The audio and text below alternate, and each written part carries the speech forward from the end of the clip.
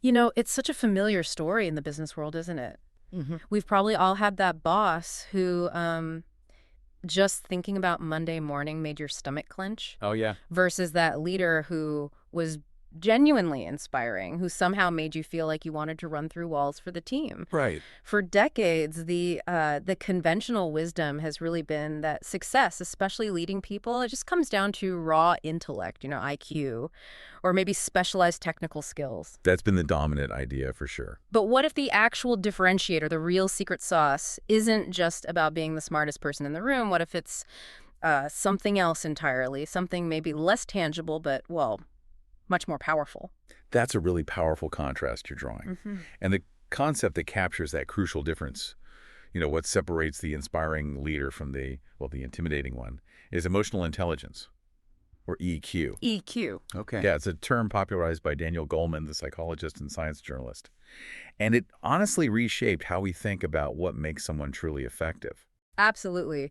And today, in this deep dive, we're going to unpack exactly what EQ is, why it's really not some soft skill, but maybe the ultimate differentiator for star performance. Yeah, definitely not soft. We'll explore how it can radically change those critical interactions, particularly around leadership, and importantly, how feedback is given. We'll be drawing on some really compelling insights from the research, especially from excerpts of emotional intelligence, coaching for growth and performance. And it's important because for such a long time, the main mindset in business was pretty straightforward, wasn't it? Yeah. You hire for the fancy degree, the pedigree, Right. and you promote based on technical skill. The assumption was, and honestly in many places it still is, that the smartest or most technically skilled person will just naturally be the best leader. Yeah, that's the classic playbook, isn't it? Get the degree from the right place, crush the technical stuff, and boom, you're on the fast track. Exactly. But what we've seen, I think, time and time again, is that while sure, IQ and technical skills are necessary, the research calls them threshold skills just to get those executive jobs. Baseline requirements. They're really far from the only things that determine truly outstanding leadership. They might get you in the door, but they definitely don't guarantee you'll, thrive once you're actually there. And this is precisely where Daniel Goleman's extensive work on emotional intelligence becomes so critical. He defines EQ as essentially the capacity to recognize, understand, and manage our own emotions. Okay, the internal part first. Right. And then also the capacity to recognize, understand, and crucially influence the feelings of others. So it's not just about what's going on inside me, but profoundly about how I perceive and connect and interact with everyone else. Exactly. It's both internal and external. And the book, Emotional Intelligence, Coaching for Growth and Performance, it really hammers home that this isn't some fluffy, touchy-feely idea. Not at all. It actually describes the research backing EQ's importance as hard-nosed and compelling. This is data-driven stuff. Absolutely data-driven. Goleman's research, and this spanned hundreds of companies globally, it showed that for jobs at basically all levels, EQ was twice as important as other capabilities like IQ or technical skills. Twice as important, okay. But here's where it gets really striking, especially for leadership roles. For senior positions, nearly 90% of the difference in performance between the star leaders and just average ones. It was attributed to EQ factors. Wait, 90%? 90%. It wasn't primarily about their cognitive ability or their technical know-how. It was overwhelmingly about their emotional intelligence. Wow, 90%. That's staggering. It completely shifts the focus, doesn't it? It really does. So, okay, given how huge that number is, for listeners trying to really get their heads around this, what are these core EQ factors? What are the competencies that make up this massive differentiator? Yeah, good question. Goleman boils it down to 5 key areas. First is self-awareness, which is, understanding your own emotions, knowing your strengths, your weaknesses, and importantly, how your feelings impact your performance and others. It's the foundation, really. Right. Knowing yourself. Step 1. Makes sense. What comes next? Then you've got self-regulation. This is about controlling impulses, managing those disruptive emotions, maintaining integrity, thinking before you react, bouncing back from upsets. Okay, so managing yourself. And then? Third is motivation.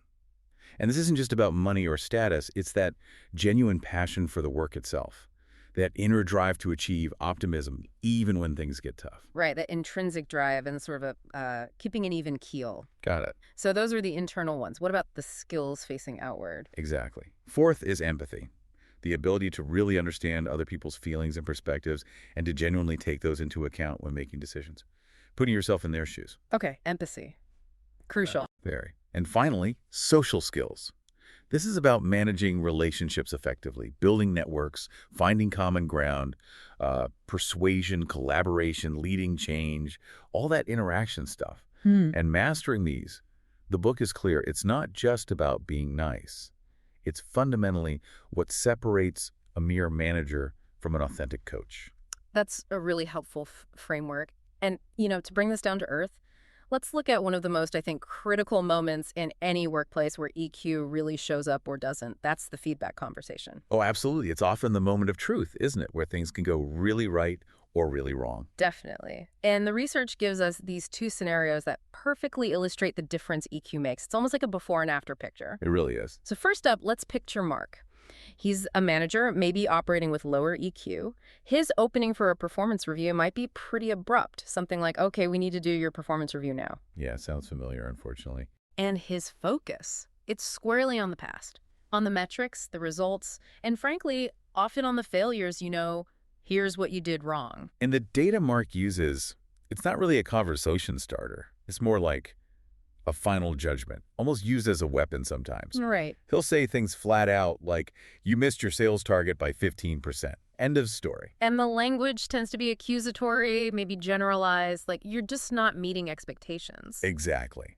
And if the employee tries to disagree or explain, Mark often gets defensive, defends the rating, maybe pulls rank. Not much real dialogue happens. Oof. And what's the main feeling that triggers in the employee? I mean, it's got to be fear. Fear, absolutely. Yeah. Defensiveness, anxiety, maybe even resentment building up. Yeah.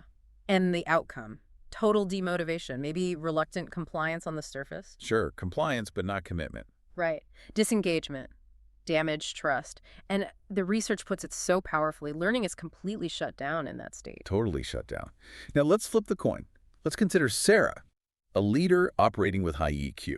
Okay, the contrast. Her opening is totally different. Maybe something like, hey, I'd like to talk about your progress and figure out how I can best support your growth going forward. Ah, okay. Notice the shift already. Future-focused, supportive. Exactly. Her focus immediately goes to future potential, to learning.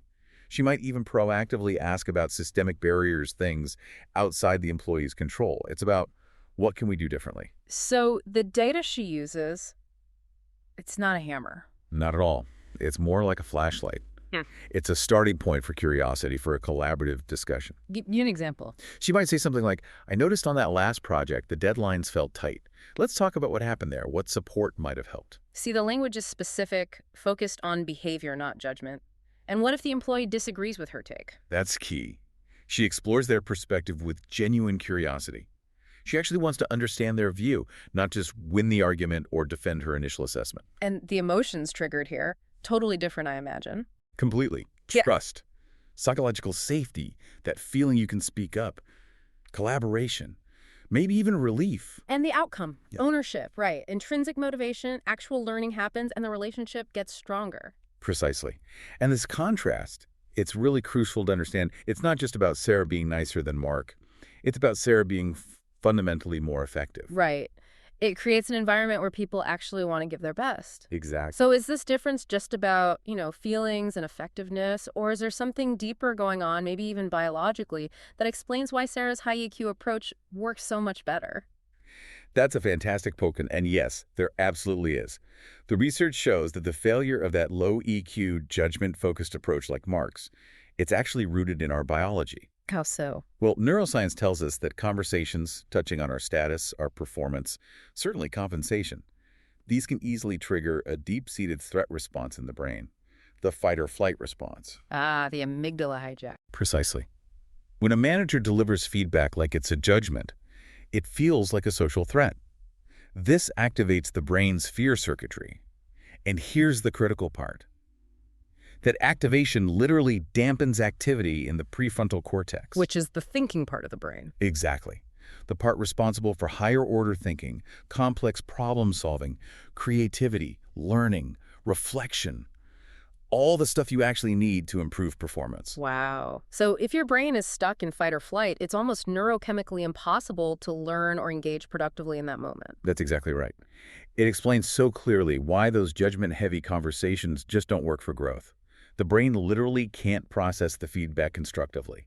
So then what's the biological imperative here? How should we approach these conversations based on this understanding? The key takeaway is that fostering psychological safety, that sense of trust, openness where people feel safe to speak up, take risks, even admit mistakes without fear of blame or punishment. Leaders who do that aren't just being nice. They're actively enabling the brain functions required for learning, growth, and innovation. Okay. By showing empathy, by framing the conversation collaboratively like Sarah did, you keep the employee's brain in a more receptive toward state, a motivational state. Yeah. And that's the only state where genuine reflection, taking ownership, and actual growth can really happen. It's literally creating the right conditions for the brain to learn. It's a biological necessity for good leadership. Absolutely. And what's fascinating is how this idea of EQ, especially creating that safety, connects to an even bigger concept that's vital in organizations today, systems thinking. Yes, it's almost like EQ is the human interface for systems thinking. Explain that a bit. Well, systems thinking is essentially about understanding how all the different parts of an organization, people, processes, structures are interconnected and influence each other. Right. Seeing the whole picture. And a huge part of improving any system is getting honest feedback about the systemic barriers. You know, the things holding people back that are part of the system, not just individual failings. W. Edwards Deming famously talked about the 94% of problems belonging to the system. All right, but how does EQ enable that? Think about it. If you have a low EQ manager, like Mark, someone who creates fear or distrust, are employees going to give honest feedback about flaws in the process? Or about lack of resources? Please. Or about conflicting goals coming from above? No way. If you're worried about being blamed or judged for pointing out problems, you're just going to keep quiet. Exactly. You'll protect yourself. And when that happens, the organization never learns about the systemic issues that are hindering performance. The system can't improve. Ah, I see. So the leader's empathy, their ability to build trust and psychological safety through high EQ, that's what actually unlocks the ability to gather that critical data needed for system improvement. Precisely. Without EQ creating that safety, the feedback loop needed to understand and fix the system is broken. Emotional intelligence makes those abstract ideas of systems thinking practical and actionable. It allows the truth to surface.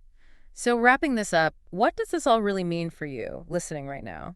It seems to boil down to a really critical distinction in how you operate, especially if you lead others. It really does. Are you primarily a manager focused on judgment, on past results, inadvertently triggering that fear response and shutting down growth? Or are you striving to be more like a coach, focusing on development, on future potential, actively building trust, and unlocking that intrinsic motivation? Because the difference between a team that just goes through the motions, that merely complies, Compliance versus commitment. and one that is deeply committed, innovative, resilient.